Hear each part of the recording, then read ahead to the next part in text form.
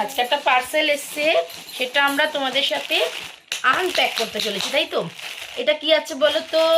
আশা করছি দেখে বুঝতে পারছো কি আছে, তাই না? তা আমরা খুলি।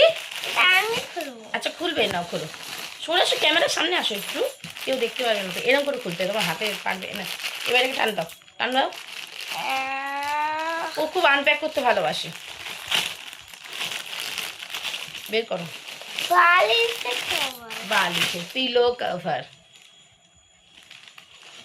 এটাকে বালিশকে পরাতো। হ্যাঁ, বালিশকে পরাতে হবে। এবং মনে হচ্ছে ছোট হয়ে গেল বাবা, কভারগুলো খুলে দেখতে হবে।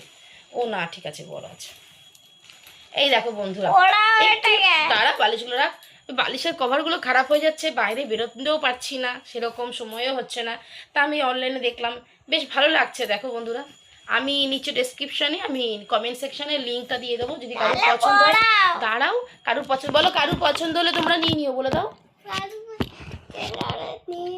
অর্ডার করে নিও, লিঙ্ক দিয়ে দেবো।